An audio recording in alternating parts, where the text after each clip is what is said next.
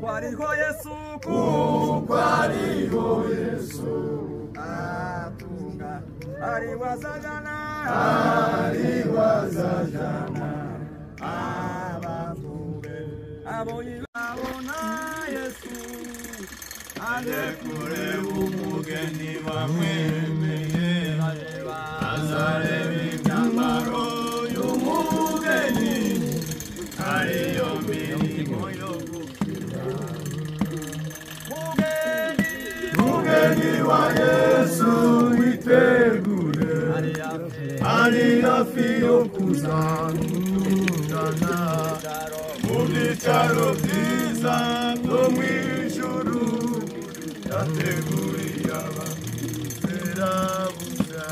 iyo umugeni amaze kwemera umukwe, abazi ko ari we bazabana iteka, akamenya ko asize se na nyina, akabana n'umukwe iteka. iyo umugeni amaze kwemera umukwe, abazi ko ari we bazabana iteka, akamenya ko asize se na nyina, akabana buzaba ari ubukwe buruta ubwo mu isi, kuko buzatawa n'abamarayika, nabo bazaba bafite amatsiko yo kureba uwo mugeni wa Yesu. Mugeni wa Yesu witegure, ari hafi yo kuza kutujyana mu byicaro byiza byo mu ijuru, yateguriye abamwizera bushya.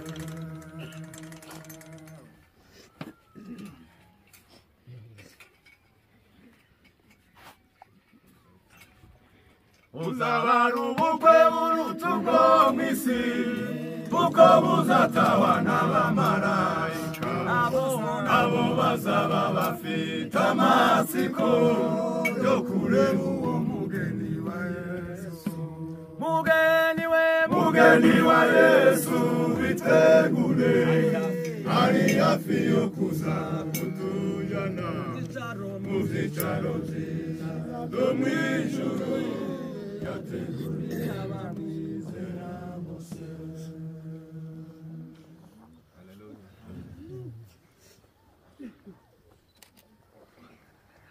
Urwandiko rwa mbere rw'Abikorinto, igice cya 15, umurongo wa 42. Umubiri ubibwa ari uwo kubora, ukazazurwa ari uwo kutabora.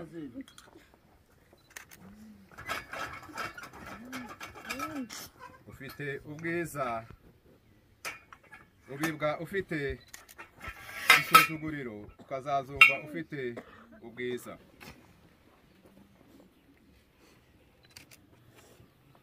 Ubibwa utagira intege, ukazazurwa ufite imbaraga. Ubibwa ari umubiri wa kavukire, ukazazurwa ari umubiri w'umwuka.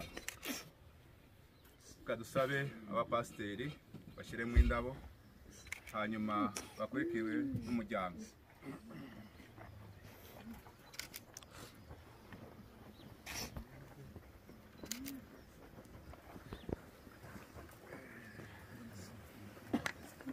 buzaba ari ubukwe buruta ubwo mu isi, kuko buzatawa n'abamarayika, nabo bazaba bafite amatsiko yo kureba uwo mugeni wa Yesu. Mugeni wa Yesu witegure, ari hafi yo kuza kutujana mu byaro byiza byo mu ijuru yateguriye abamwizera bose. Iyo umugeni amaze kwemera umukwe abazi ko ari we bazaba n'iteka akamenya ko asize se na nyina azabana n'umukwe w'iteka ryose. Umugeni wa Yesu yitegure ari hafi yo kuza mu byaro byiza yateguriye abamwizera bose. Amaze kwemera umukwe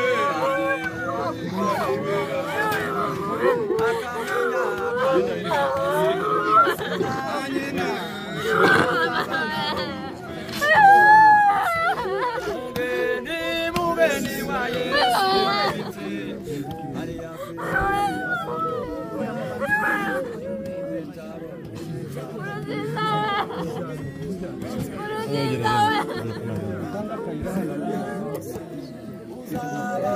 uzabara ubukwe bugutunga mbese ubukwe buzatabana abamarayika abo bazaba bafite amatsiko yo kureba uwo mugeni wa Yesu.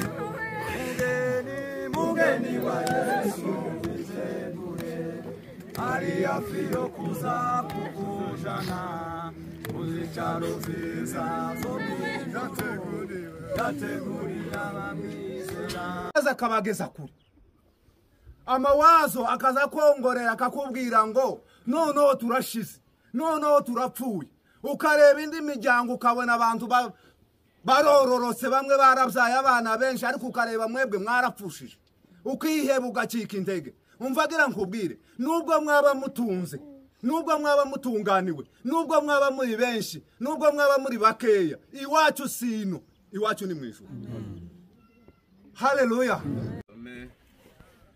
Urwandiko Pawulo yandikiye Abafilipi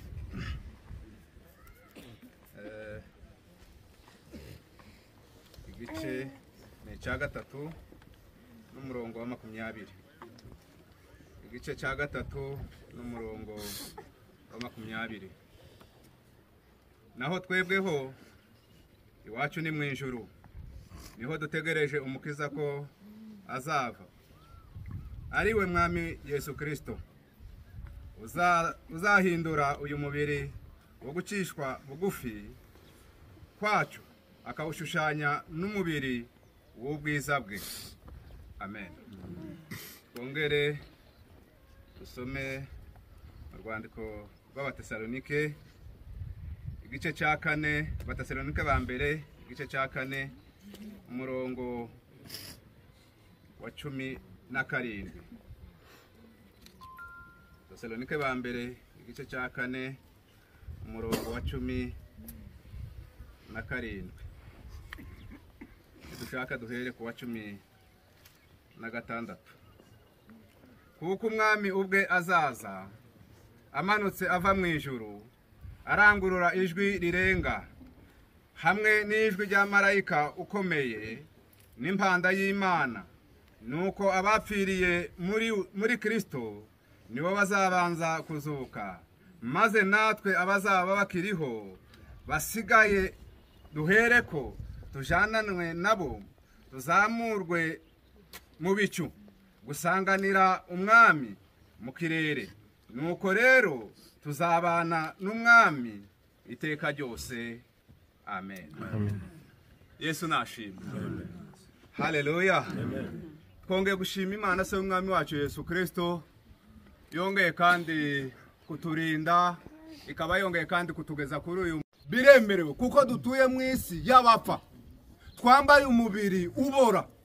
Niyo mpamvu rero ibidushikiye nibyo turimo tugomba kuzakira, kandi imitima yacu ikanyura. Yesu nashimwe.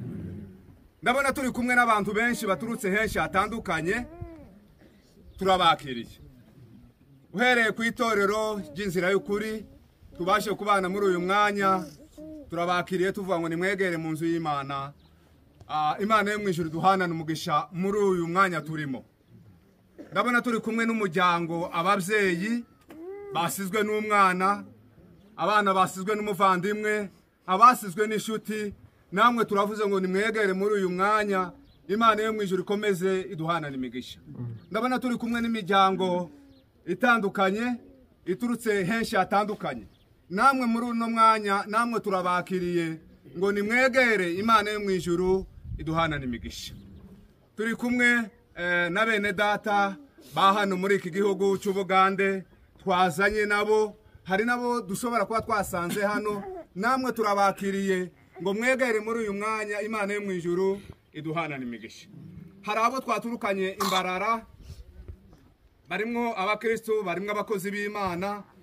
Mwese turabakiriye ngo nimwegere muri uyu mwanya, Imana yo mu ijuru iduhanana imigisha. Hari abo twasanze hano batuye hano na Kivana. Nabonye turi kumwe n'abashumba b'Imana, abakozi b'Imana, turi kumwe n'abakristo muri rusange, amatorero atandukanye mwaturutsemo. Namwe turavuze ngo nimwegere mu nzu y'Imana, Imana yo mu ijuru iduhanana imigisha. Yesu nashingura mwene data wadukuwemo. Icyo nicyo cyatuzanye hano, nicyo gitumye umukutano cyangwa se iteraniro ringana gutya tubashiye kuba muri uyu mwanya. Nukuza guherekeza umwana wacu cyangwa se mwene data wadukuwemo. Ariko nanone dusomye hano ijambo ry'Imana. Ijambo ry'Imana rigira ngo ridukomeze kandi ritwihanganishe. Paulo yandikiye abi Filipi, arabandikira arababwira ngo mumenye neza kuko twebweho iwacu ari mu ijuru. Hari impamvu yanditse iryo jambo, kuko i Filipi cyari igihugu cyiza, cyari igihugu gifite ubutunzi, cyari igihugu gituwe, cyari igihugu umuntu wese yishimiraga akumva bimuteye n'ishema kuba yitwa uw'i Filipi. Cyari igihugu cyari kirimo ubutunzi. Ariko Paulo ashaka kubandikira ababwira ngo nubwo mutuye i Filipi, nubwo mwumva bibanezeza, nubwo mwumva bibateye ishema kuba muri abi Filipi, twebwe ntabwo ishema ryacu ari ukuvuga ngo turi abi Filipi, kandi ibyo ngibyo ntibidutera kugira ifyere. Ahubwo twebwe kidutera icyubahiro n'igituma imitima yacu inyurwa nuko dufite igihugu twateguriwe, nuko dufite igihugu tuzabamo. Twebweho iwacu ni mu ijuru. Haleluya. Iryo niryo jambo dushatse kuvuga muri uyu mwanya, riduhumuriza. Haleluya. Hari abantu bazaba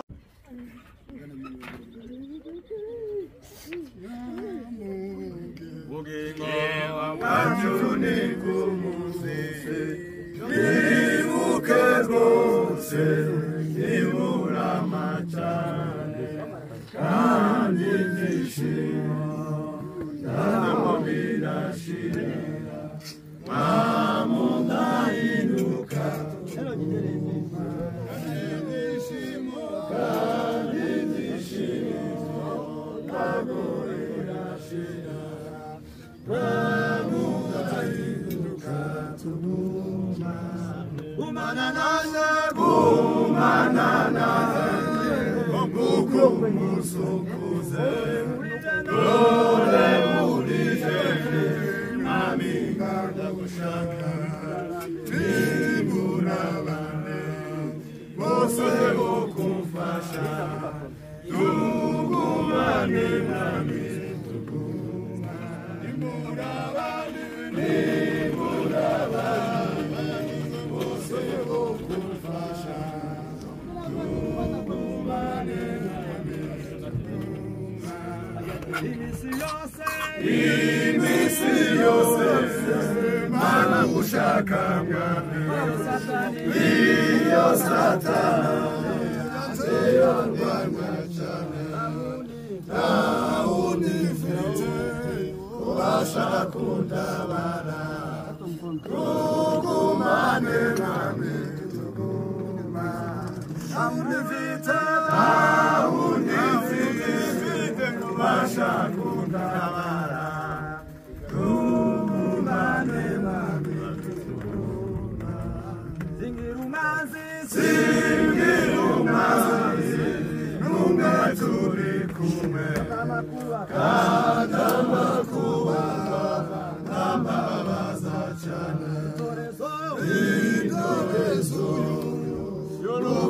yaracitse rwose si byiza nituguma intorezo abo yikirije bakabambe abo yikurije mubise z'urupfu rwe abo yikirije bakabambe yemwe abakijijwe n'amaraso manesheje ubwa Yesu muhore mukunda umurengeye w'ijuru muhore mwifuza kuzana muhore mwifuza